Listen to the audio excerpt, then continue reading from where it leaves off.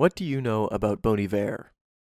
I'd hazard a guess that it's not much. The ever-evolving band has a history that spans almost 2 decades, and although some might think their peak was years ago, the band is as big as ever. Post-pandemic, they have headlined festivals, sold out arenas, and have similar streaming numbers as Led Zeppelin, Carly Rae Jepsen, and Lil Yachty. Though Bon Iver is a big band, I struggle to find people around me who know much about them, and as a longtime listener, I feel their chronicles are too rich to leave in the shadows. Certain collaborations, sounds, songs, and ideas sit at the center of the band and come together to form one great story. Their last album was released just over 5 years ago in 2019, and the day after I finalized this video, Bon Iver began teasing something. We aren't sure what it is yet exactly, but the future is bright.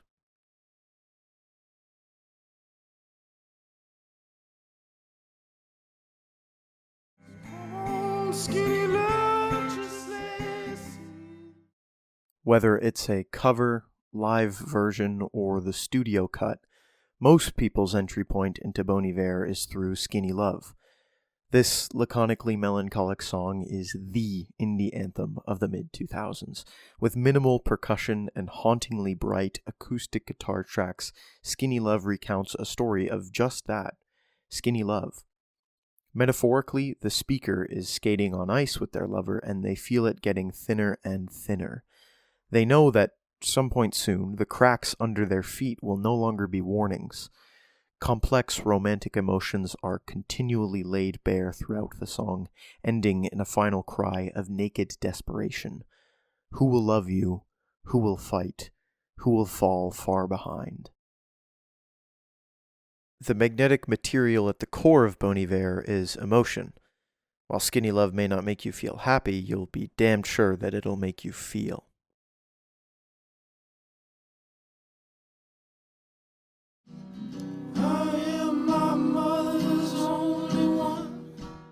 It's a common misconception for people to assume Bon Iver is the name of a person. Most people who are unaware with Bon Iver will see the band name, hear the male falsetto, and immediately assume Bon Iver is a one-man show. This obviously isn't the case.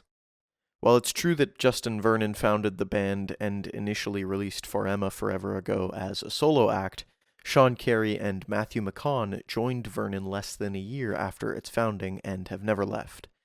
You can see them both here on drums behind Vernon at Glastonbury 2009.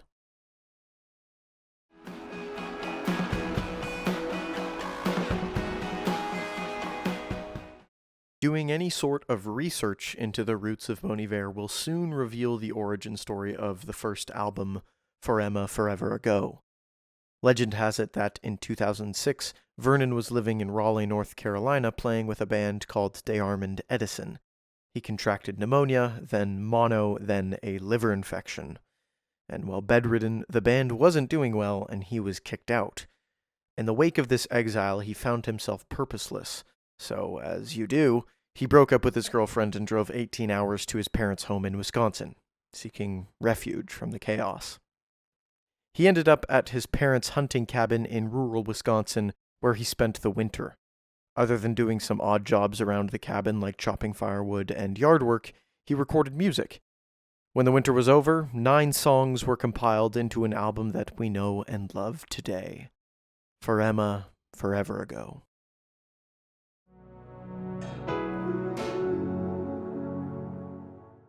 With the lyrics of Skinny Love and the themes of For Emma Forever Ago centering around a single man's loneliness, it's reasonable to prejudge Bon Iver as a gloomy, tortured musician a la Elliott Smith or Keaton Henson. As we'll come to see, this is far from the truth. Hope and resilience are strong themes in later Bon Iver works, and even early songs like The Wolves and For Emma are brimming with energy and light.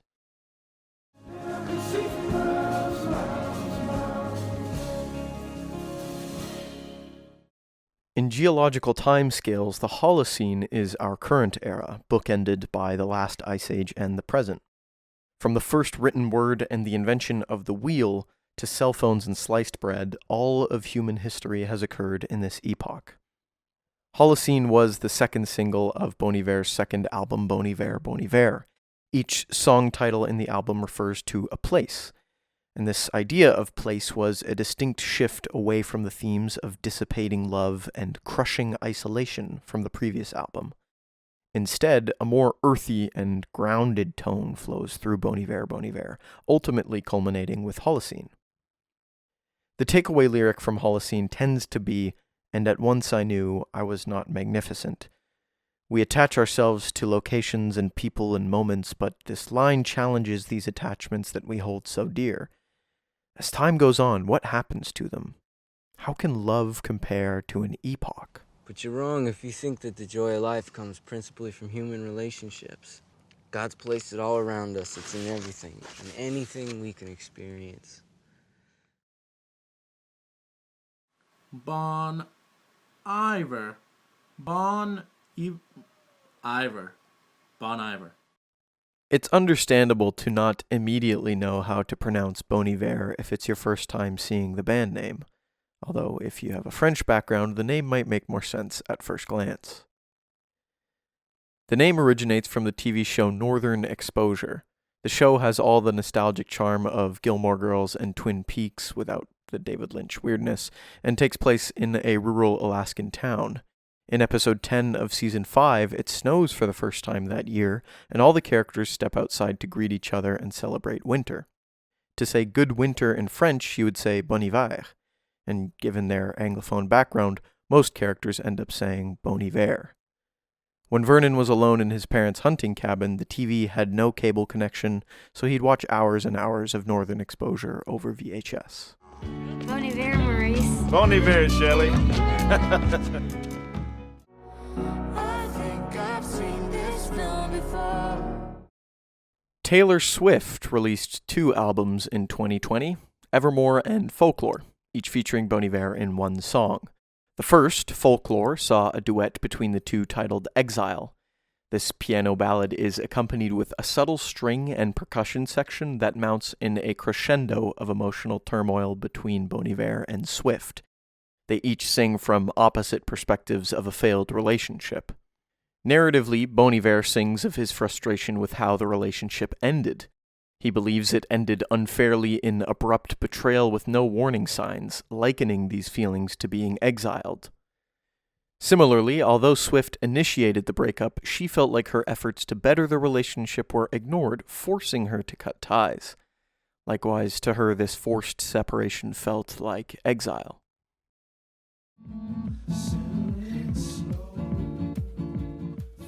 Vernon, the lead vocalist and main songwriter of Bon Iver, has a naturally deep voice.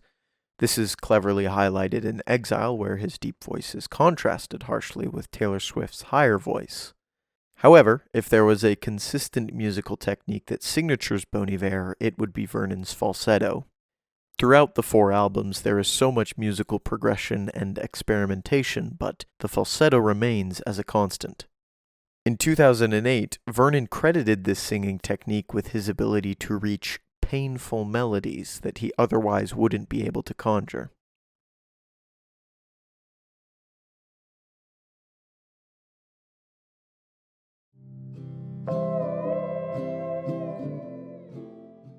Between Forever Forever Ago and Bon Iver, Bon Iver, Bon Iver released an EP with 4 songs. One of them is titled Beach Baby. This song packs a colossal punch, clocking in at 51 words in total with a runtime under 3 minutes. Despite its small scale, it is split into 2 beautiful sections. I'll call them the croon and the steel. The croon starts with cryptic pleas that flow languidly over a simple guitar progression. The falsetto is in full force for this section. Then, a 40-second-long pedal steel guitar solo plays that can only be likened to a purpley-orange sunset in the summer after a great day. Does it feel short because it's so special, or is it so special because it's short?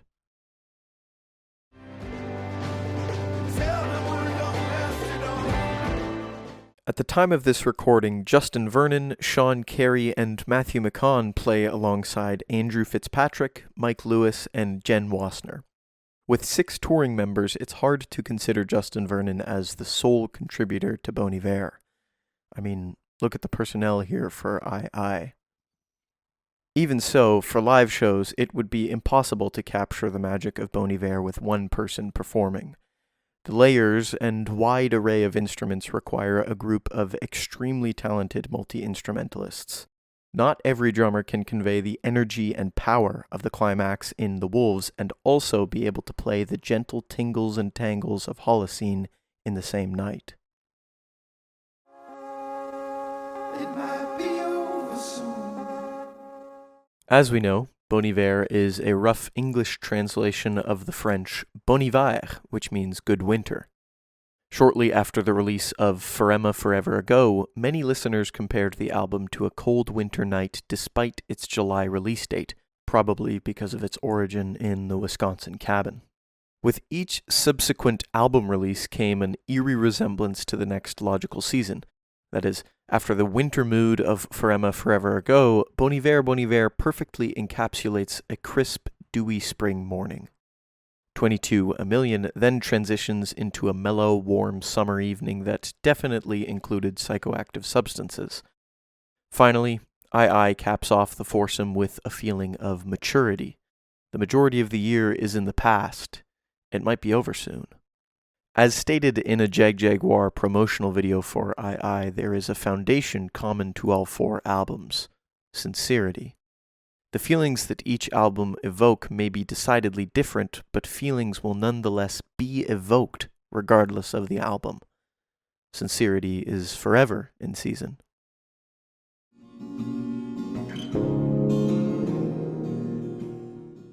The 2009 single Roslyn combines the frigidness of Forever Ago, the hope of Bon Iver, and the introspection of Blood Bank all into one. Originally a song recorded by Bon Iver and St. Vincent for the joy of it, the song was then featured in the soundtrack for Twilight. Most recently, though, you've probably heard it on TikTok. Like Beach Baby, Roslyn is an outsider in the Bon Iver discography. Neither are a part of the 4 albums, but both deserve to be listened to with a strong cup of tea on a wistful day. 2 gorgeous misfits. Fun fact, Roslyn is the city in Washington where Northern Exposure was filmed. In the show, the main cafe in town, Roslyn's Cafe, is an allusion to this filming location. Given that Roslyn was released in 2009, could it have been an early seed in the geographical conception of Bon Iver, released 2 years later? It is technically the earliest Bon Iver song with a title that refers to a place. I am Shakespeare in the flesh. Walt Disney, Nike, Google. What's a king to a guy?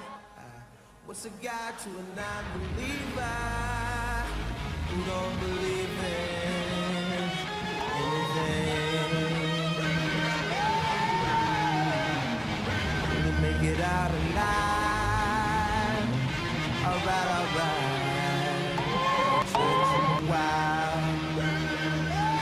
Bertrand, pause the video. Rewind. Stop. Zoom in on that man. Enhance the pixels. No. It cannot be. Is this? Just a Vernon? Holy shit. Okay, I need a Coca-Cola. Help me out tonight, Justin Vernon, make some noise.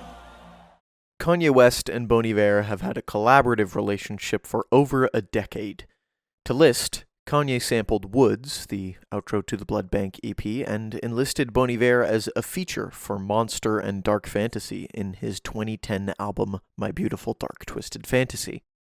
The two then worked together in Kanye's 2011 album Watch the Throne, and more notably in his 2013 masterpiece Yeezus. Their most recent appearance together was in 2020 for 2 Francis and the Lights songs, Friends and Take Me to the Light. In 2024, given Kanye's downward spiral, who knows if there will ever be further collaborations between the two. Kanye West is another notable point of entry into the Bon Iver sphere. Despite the abrasiveness of Yeezus and the callousness of My Beautiful Dark Twisted Fantasy, there is a well-trodden path from those two albums that leads to the beauty of Bon Iver.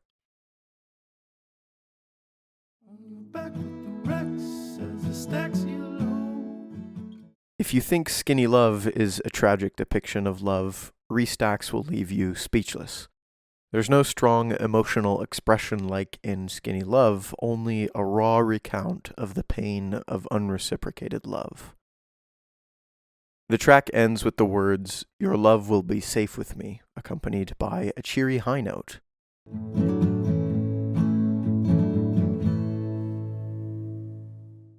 This high note is then followed by 50 seconds of almost pure silence. Experientially, the silence is a powerful method of leaving the listener with their own feelings. This makes For Emma Forever Ago less consumable and more fulfilling. At the end of the album, you aren't left with a message from someone else, you're left with your thoughts.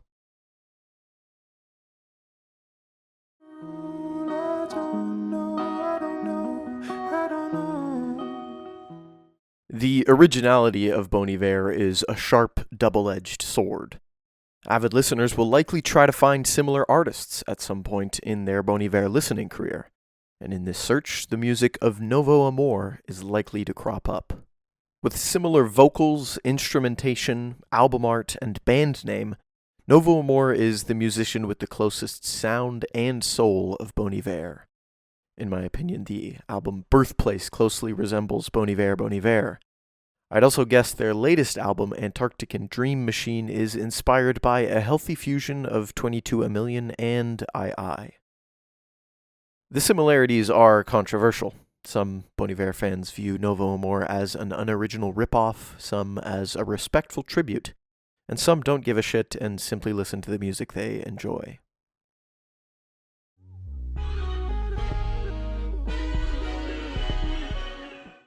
Having been satisfied with dipping your toes into Bon Iver and moving on to your entire foot, you'll notice that songs are rife with unique oddities.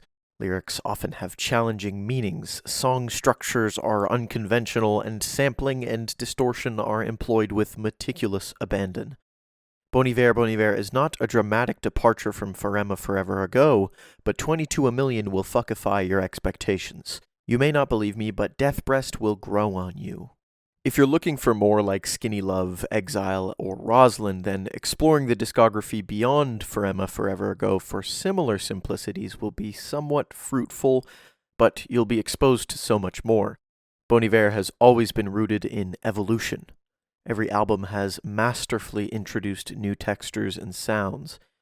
That being said, before you even play a song, you'll instantly notice a glaring distinction between each album.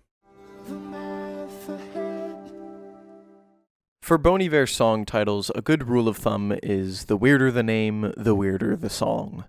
All the songs in For Emma Forever Ago do not have as much experimentation as the songs in 22 A Million, and their song titles reflect that. The chaotically ordered path that 22 A Million trailblazes is reflected in every facet of the album. As soon as any of your senses interact with 22 A Million, you know you are not in for a normal music experience. Some of the song naming schemes do have coherence and cohesiveness despite their cryptic nature. For instance, as we touched on earlier with Holocene, all the song names in Bon Iver refer to a place. Although not advertent, the thread of geography binds every song in Bon Iver together. Similarly, each song in 22 A Million is associated with a number that is symbolically meaningful in the song. As with all things Bon Iver, there is a method to the madness.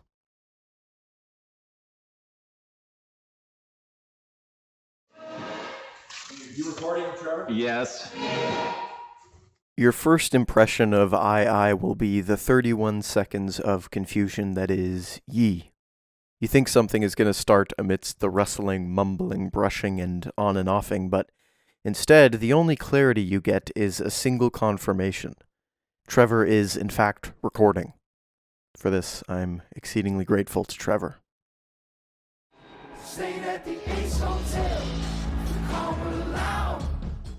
If you ever get the chance to watch Bon Iver live and you're trying to figure out a song that is safe to head to the washroom for, go pee during 33 God, because if you don't, you will wet yourself about halfway through.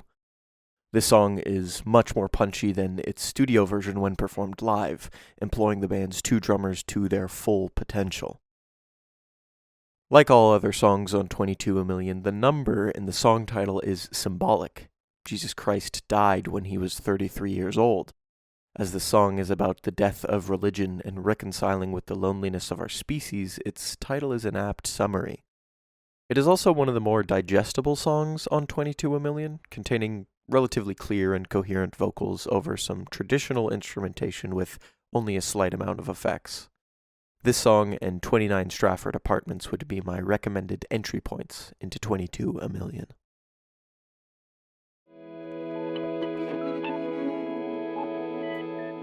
In 2015, Justin Vernon and Aaron Dessner of The National founded the Eaux Claires Music and Arts Festival, slated to take place in, you guessed it, Eau Claire, Wisconsin. As Vernon is the founder, lots of Bon Iver adjacent artists like The National, Sharon Van Etten, Francis Starlight, Sufjan Stevens performed at the four festivals between 2015 and 2018. Bon Iver also premiered new songs during their performances at Eau Claire. The live premiere of 22 A Million in its entirety actually occurred on stage at Eau Claire in 2016. The festivals in 2015 and 2018 also included performances of unreleased tracks, but we'll put a pin on that one for now. We'll need to go deeper. Sadly, Eau Claire 2018 was not received as a stellar success, and as such, the festival was not held in 2019. Then COVID happened, and suddenly it's 2024. We can only hope another Eau Claire festival is in the future. In June of 2008, a series of videos showing Bon Iver performing tracks from For Emma Forever Ago were uploaded to YouTube. The performances were all done in unusual settings, not on a stage, but on the street or in a cramped apartment. The channel, Blogotech, dubbed these performances takeaway shows. The series continues to this day and probably features artists you know. Live renditions are always a treat when it comes to Bon Iver. These takeaway shows are no exception. They're a snapshot of the early 2000s internet age when indie music was but a germinating seed. Skinny Love, The Wolves, Farema, Lump Sum, and Flume were all performed for these takeaway shows and remain some of the most popular live versions of these songs. Personally, the Farema performance is my favorite. It's got a jolly confused old man and a cameo of a dog. What more could you want?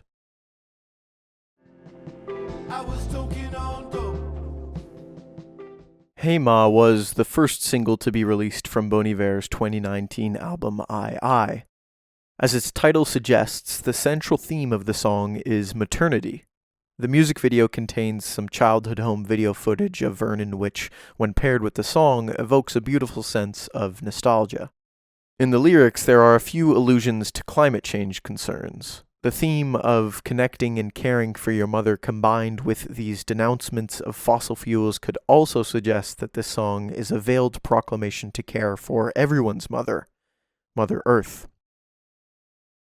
No matter how you interpret this song, there's a reason it is the most popular on II. It's a true synthesis of Bon Iver's earlier indie folk and the later experimental electronic.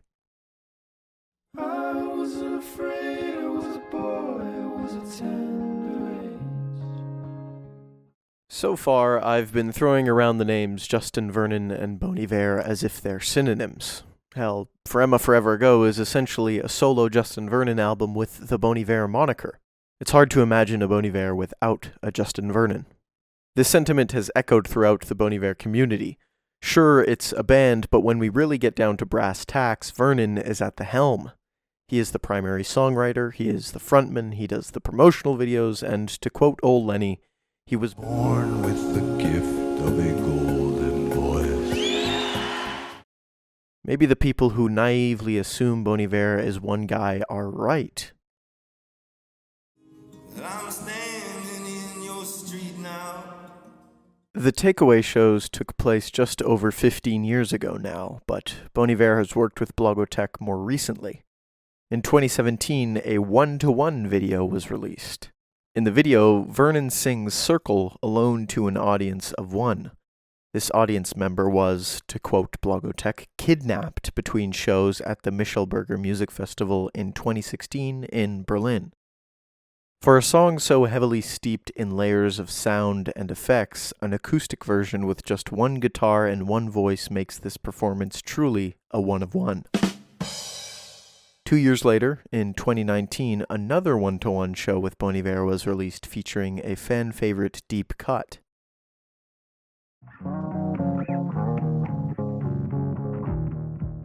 As we move down the iceberg, the featured songs are those that you have to go looking for. Brackett, Wisconsin is our first one.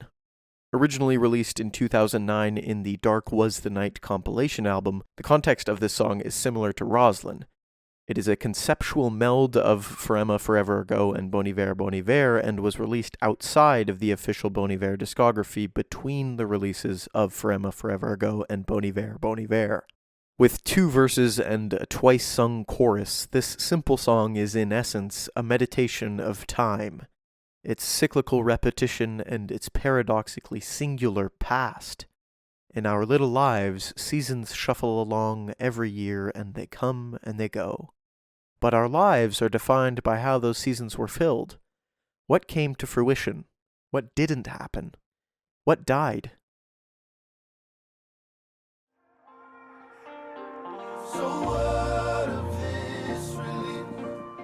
As Bon Iver has matured, commas have become more and more of a motif throughout their artistry. Chronologically, I assume For Emma Forever Ago was named without the motif in mind, and as for Bon Iver, the comma is central to solidifying the geographical themes, so for the first 2 albums, I'm inclined to believe it was a fun stylistic choice at most, and coincidental at least. Then, 22 A Million seems to become self-aware of its commas. They are prominently featured in the album artwork. This comma divided by comma symbol, which represents the million in 22 A Million, directly opposes this symbol, which represents the 22 in 22 A Million. These 2 symbols overlay a square yin-yang. And to go deeper, the yin-yang itself comprises 2 commas that mirror each other vertically. Mirroring the image horizontally also shows, kinda, 2 twos. It's ironic that all this symbology and self-referentiality is neatly packaged into this nice little square. Almost too ironic. Finally, we get to I. In this case, it's hard to look at the album title and focus on anything other than the comma. It adds another dimension of complexity. What does the comma signify in the context of the title? If the comma in For Emma Forever Ago distinguishes clauses, the one in Bon Iver distinguishes place, and the one in 22 A Million distinguishes a duality, what does the comma in I signify? Is the meaning hidden in the symbols, or the concept, or the songs? Is there even some sort of intention other than style? How should the title even be pronounced? I, comma I and I? I.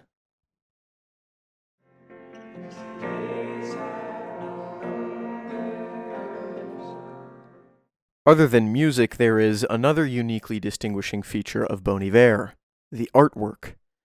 After 22 A Million, any visual art associated with Bon Iver aptly mirrors the music. It's abstract, formless, recognizable, and individual. Unsurprisingly, most of the artwork can be traced back to one person, Eric Timothy Carlson. Affectionately known as ETC, he has collaborated extensively with the band to create the small universe of symbols and cryptograms related to 22 A Million, and the cartoonish, abstract vignettes that accompany I. The simple yet unplaceable visual artistry strikes a similar chord to the music of 22 A Million and I. The art is so easily and pleasantly experienced, but leaves an ocean of interpretability for you to swim through. At this point, it's hard to imagine Bon Iver releasing new stuff without some artistic input from ETC.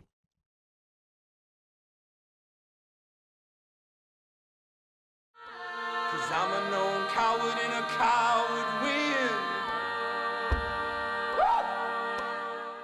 In 2014, Bon Iver composed an original song for the movie Wish I Was Here, Heavenly Father. The film portrays a struggling father who tries to care for his family as his life gets flipped upside down. The song, however, is loaded with references to Christianity and a Christian's struggle with the structuration of religion. Whether this song is a conversation with God or simply a backdrop to the film, it is deeply loved by the Bon Iver community. It's commonly added in the band's set lists, but it is not on any streaming services, so it's not as widely known to fans who have not been to a concert. Given that there is no easy-to-access studio version, the live renditions of this song are its main draw. Specifically, there seems to be consensus among Bon Iver fans that the a cappella version recorded at the Sydney Opera House is divine. The NPR Music 10th Anniversary and Blogotek's 1-to-1 show are some other great performances of Heavenly Father. We can rest happy when it is finally officially released.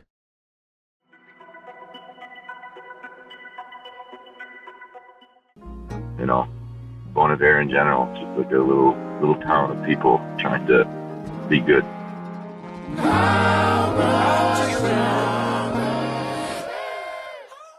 Bon Iver has been more than just in Vernon since 2008. The music that has been made post Forever Ago could not have been done with one person, and hell, the band tours with 2 drummers, and neither of them are just in Vernon.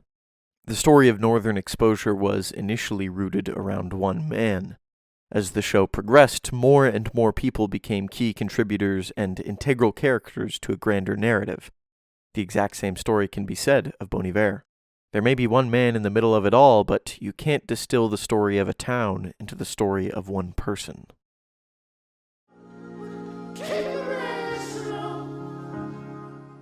During the release of II, the sentence, "Keep it restaurant," was included in many media promotions of the album. Vernon himself has also been a proponent of the expression. At this point, it is essentially a synonym with "keep it cool" among the Bon Iver community. I'll also point us to this little tidbit about the phrase from Reddit user Aside Your Favor. The phrase originates from Shadiah, the second last song on II. Near the end of the song, Vernon sings "Keep it rational," but the distortion effects on his vocal track really warp the words.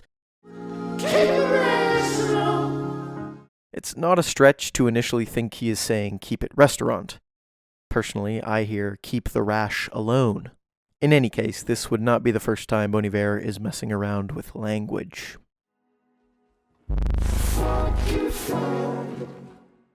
Fuckified, astuary, paramind, death breast, camedy, dedicoding. There are a lot of words that aren't words in Bon Iver songs.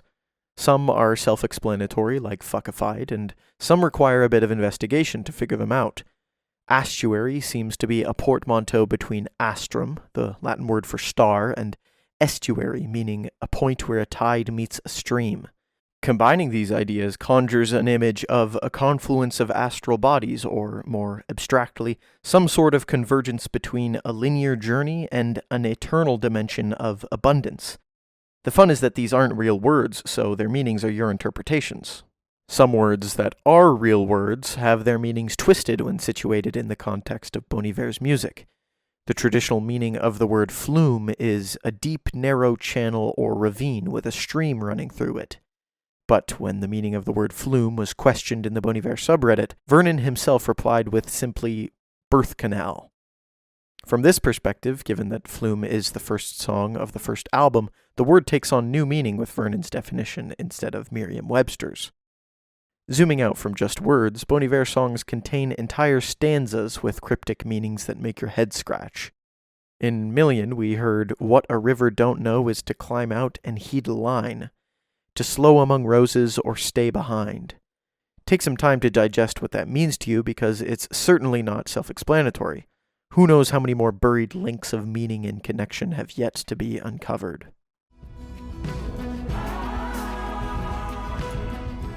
In 2009, twin brothers Aaron and Bryce Dessner produced the Dark Was the Night compilation album featured earlier in this video. During production, Aaron messaged Vernon on MySpace asking for a Bon Iver song that they could include on the album. The product of this interaction was Brackett, and ultimately a decade-in-the-making artistic relationship between Aaron and Vernon that culminated in the formation of a band, Big Red Machine. To trace its roots, we have to fast forward to 2016. Aaron, Bryce, and Vernon created a collective called People that specifically valued collaboration between musicians. People performed at music festivals, uplifted other independent artists, and organized events all throughout 2016 to 2018. Then, a self-titled debut album was released by Big Red Machine in 2018. This collection of 10 tracks is packed with solid hits and features contributions from pre-Punisher Phoebe Bridgers, The Staves, and, of course, Bryce Dessner. I have more than half the songs on the album saved, so instead of giving recommendations, I'll just urge you to check the entire album out. Finally, most recently, Big Red Machine released an album in 2021 titled How Long Do You Think It's Gonna Last? This time around, Aaron and Vernon dialed in their 2018 self-titled vision, but collaborated with even more voices. Anais Mitchell, Robin Pecknold of Fleet Foxes, Ilse, Ben Howard, and Taylor Swift. My two favorites are Reese and Phoenix. And if you liked Exile and Evermore but wanted more of a Bon Iver song than a Taylor Swift song, Birch might be just what you're looking for. Toiling with your blood, I remember something. If you've heard the song Creaks off of 22 A Million, the unorthodox vocal effects stand out. It's as if a choir of auto-tuned Justin Vernons are singing in tenor, baritone, and bass all at the exact same time. A vocal process dubbed the Messina, after collaborating producer Chris Messina, takes in a vocal and keyboard track to produce harmonies in real time. The band and Messina have never given explicit detail on how the process actually works. Fans have tried to recreate it themselves. There are even some misconceptions that Messina created a brand new instrument called the Messina for Bon Iver to use, but Messina himself discredits this idea. Here's how he summarizes the process.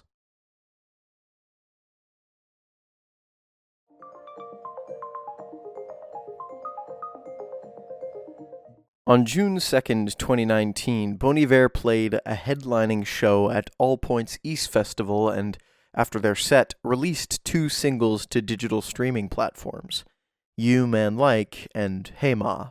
A month later, on July 11th, 2019, 2 more singles were released, Faith and Gelmore, along with an album release date announcement, August 30th, 2019.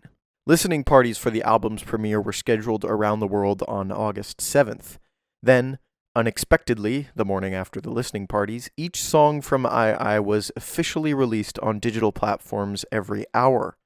This was a complete surprise. To give my personal account, I had been closely following the band that entire summer. I even considered flying from Canada to Europe to watch a couple shows for their summer European festival tour. Had I done this, I would have been there when the band announced the album on July 11th.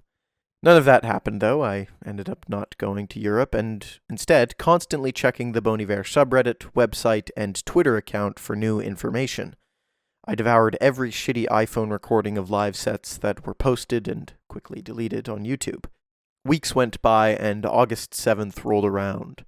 Fans shared their stories of the listening parties, meeting band members, and their first impressions of the album, and I ate it up. I couldn't get enough fantasizing about what they had in store. People were saying it was a departure from 22 A Million, but undeniably Bon Iver. What did that mean? What did that sound like? I went to sleep giddy, unable to wait another 3 weeks. I woke up the next morning, checked the subreddit, and couldn't believe that 7 more songs had released digitally, which really meant the album was released. Just imagine how you felt the last time your favorite artist announced an album weeks away. Recall the frustration and excitement. Then imagine they just randomly release it. That's Bon Iver.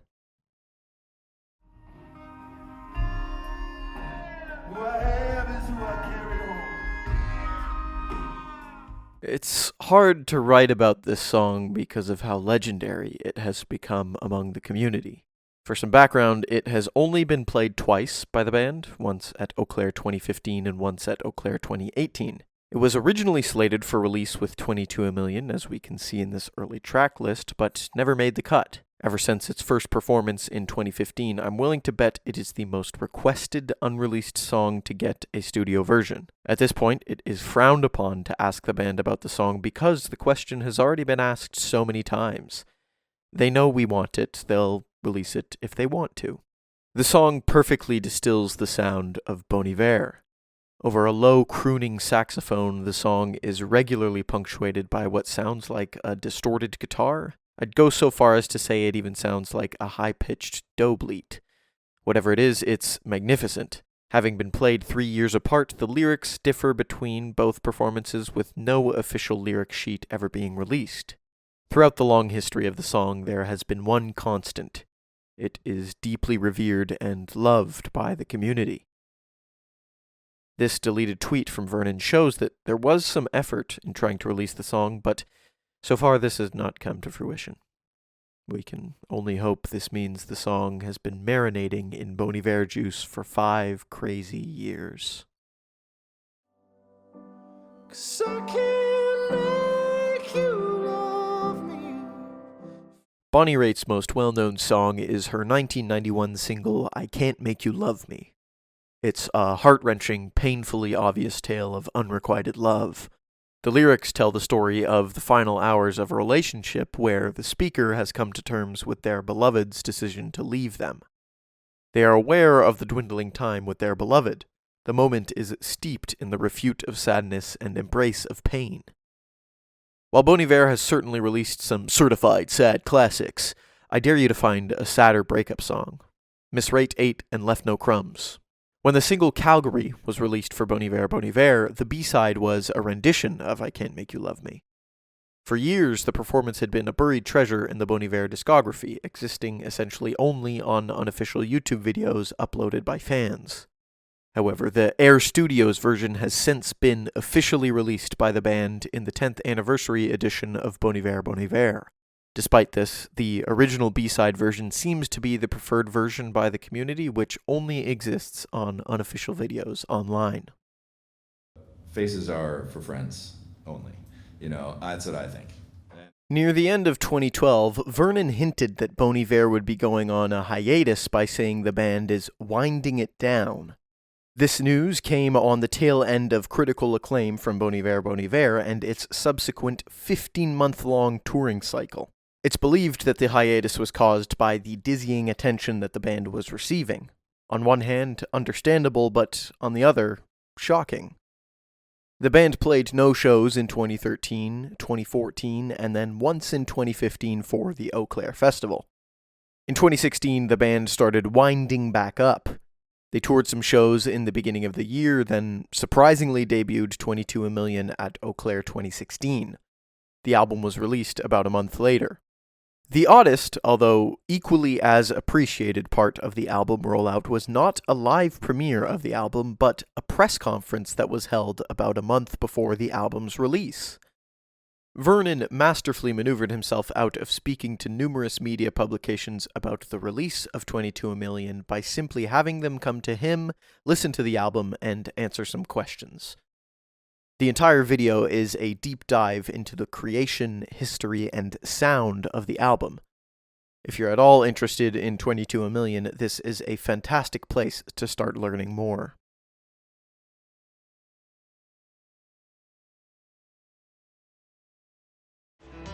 That's just the way it is. You may be familiar with the song The Way It Is by Bruce Hornsby, which roughly goes, "That's just the way it is." The song was also sampled by Tupac in his song Changes. Regardless, Hornsby is a legendary, prolific figure that mostly travels behind the scenes of the music industry. He's collaborated with Bob Dylan, The Grateful Dead, Sting, and so many more. He's even credited with the piano arrangement for Bonnie Raitt's I Can't Make You Love Me. Here he is in the music video. In addition to this impressive roster, he has had a fruitful, ongoing collaborative relationship with Bon Iver over the past decade or so. To list, he has performed with the band a handful of times on stage starting way back at Eaux Claires 2016. He sung and performed piano on You Man Like, and even had Vernon featured on his own 2020 album, Non-Secure Connection. On top of being a fantastic musical collaborator, the guy has been making great music for 50 years. If you're in the market for 80s core music similar to the Blue Nile, his first 3 albums are awesome. If you come to know the faithful God.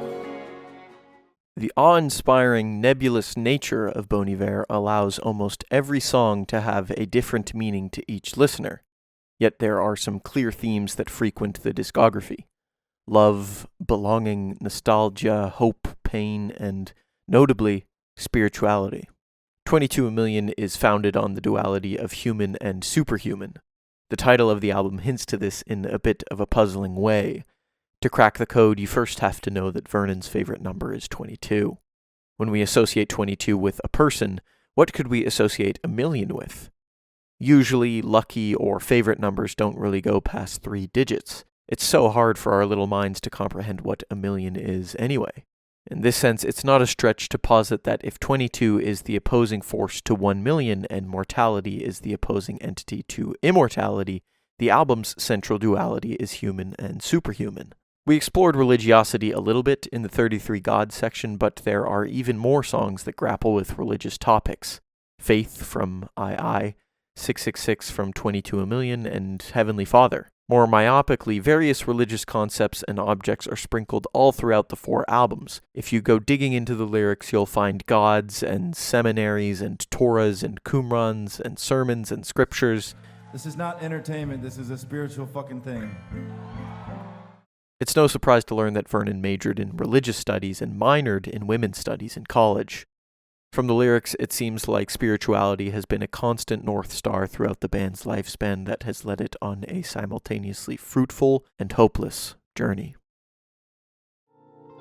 It might be over soon. Leading up to the 2020 American election, Bon Iver was at home like the rest of us. They did not stop making music, however, even releasing 2 singles that are purportedly part of Season 5, as shown on their album covers. The band even took part in The Late Show's Play at Home series by upending the studio version of 22 Oversoon. They leveraged this unique live rendition by including a prominent message detailing the due date to register to vote in Wisconsin. Electric guitar, the OP1, and the Messina comprise the main instrumentation of this version, differing wildly from the vocal sample loops and saxophone that oozes from the studio version. On top of this, the inflections Vernon puts on his singing differ just enough to be noticeable and, in my opinion, shift the mood of the song. Notably, this version is centered around an excerpt of a speech given by Viola Davis at a women's march that had taken place 2 years prior. The excerpt sends a message that is anything but cryptic. Change is possible, approaching, and important. I would be ecstatic if this performance became a regular occurrence at live shows, similar to how Creeks is performed.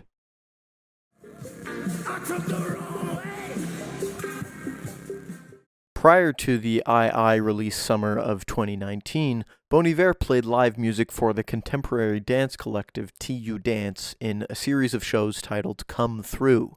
During these shows, many early versions of the songs on II were debuted in front of audiences while TU Dance performed.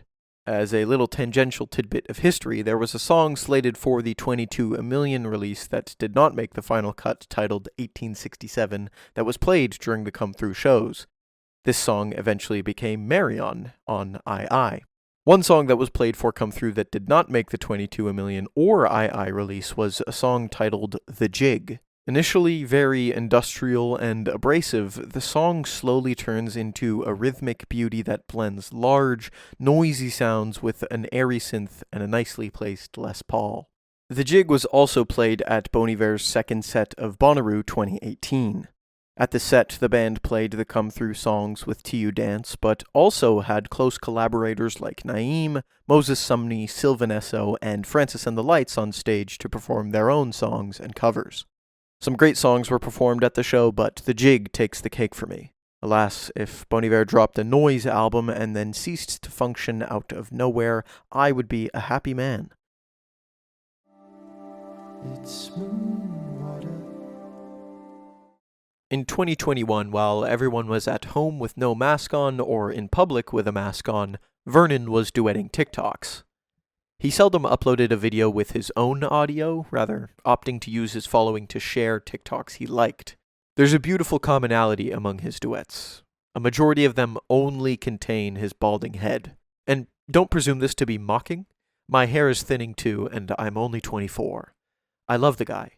I also love that his duets just show his forehead and what looks to be a perfect hair-for-hair recreation of my late Grandpa Arthur's comb-over. Of his own videos, my favorites are the pizza picture video, the ceiling fan video, and as an amateur birder, the female northern cardinal video. They are truly certified blob classics. Nothing's really something now, the whole thing's cool. In my opinion, this little ditty is the best of the unreleased songs. The lyrics are less cryptic and more bare than most Bon Iver tracks. For a band that hides things behind things, behind things, behind things, it's a refresher to get a song with straightforward, almost confessional lyrics. I have a hunch this song was written around the time of Bon Iver, given its geographical name and laid-back acoustic sound, but its creation date has never been confirmed. The instrumentation is equally bare. The live renditions feature Vernon on guitar and Michael Lewis on sax. Lewis delivers some weaving solos intertwined with Vernon's constant plucking and strumming. The combination is hypnotizing, and yet the lyrics try to pull you out of that hypnosis as you listen to the reflections, leaving you in a state of calm contemplation. Truthfully, if you were to only listen to one song from this video, choose this one. Best enjoyed with a glass of Glenlivet 18.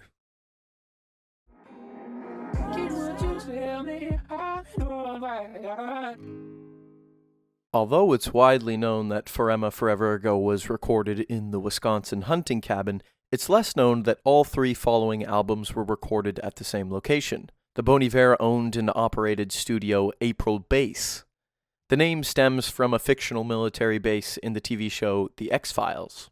Originally a large ranch house, the property was bought by Vernon and some friends with the intent to convert it into a studio.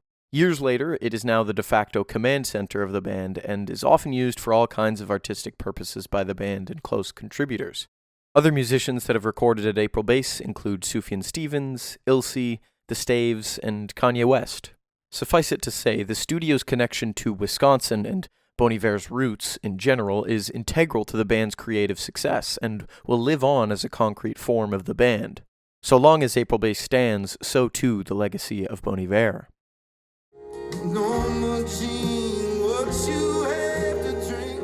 Hayward is a small town of roughly 2,000 people in northwestern Wisconsin. It's also the name of one of the earliest unreleased Bon Iver songs. Despite its geographical title, this unreleased song was most likely written around the same time as the Forever Forever Ago recordings. It's a delightful meld of the loneliness from Forever Forever Ago with the bright pluckiness of Bon Iver, Bon Iver. As such, the song could fit just as well in both albums. It's only been played once, in 2018, at a concert in Milwaukee. Other than this one performance and short intro to the song, there is essentially no information on it. The song is almost Springsteenian in its lyrics, describing quite plainly the story of a girl named Norma Jean as she grows up in presumably the small town of Hayward. The singer is telling the story from a perspective of longing and regret, almost like they have always loved Norma Jean but just couldn't get the words out to her. Regardless of its meaning, it's a great track that strays a bit from usual Bon Iver lyricism but nails the early sounds of Forever Forever Ago and Bon Iver, Bon Iver. Goddamn, turn around now, you're my 18. In the Blood Bank EP, the closing song Woods is unique in that there is no instrumentation. Vernon manages to make an orchestral sound by dimensionally layering and placing his auto-tuned voice in various pitches all around the soundscape. The effect is a massive, almost spiritually choral song that both loops and crescendos. In 22 A Million, Creeks stands out in a similar fashion. There's no instrumentation. While it does not have the same grandeur as Woods, it has focus. There is one piercing voice that is played through the Messina to garner that signature sound. So instead of a deluge, there is a beam. This changes the experience of the song. Instead of being washed over, you are focused, you're intent, you listen. To fully experience the intensity of this song, the silence is just as important as the sound. It's for this reason that staying silent during creaks is appreciated. There's no need to woo, wait for the end.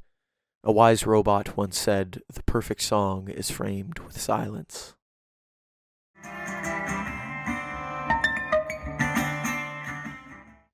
If your first introduction to Bon Iver was Skinny Love, then your very first impression would have been made by a nasally, whiny guitar. You didn't hear the voice or the lyrics or a nice sax solo, it was a guitar, a 1930s National Duolian Resonator guitar. The opening strumming of the song is iconic by its own merit, but there's a power to the guitar itself. When Bon Iver is performing, hardcore fans know that if Vernon is alone on stage with the Resonator, Skinny Love is coming. We anticipate the song before any sound has even been made. The image of the guitar itself conjures our excitement. It's likely that the very same guitar that was used to record For Emma Forever Ago is played at every show. In this sense, there's an argument to be made that the object itself carries an enormous amount of the history and legacy of the band. Where would we all be right now without that guitar?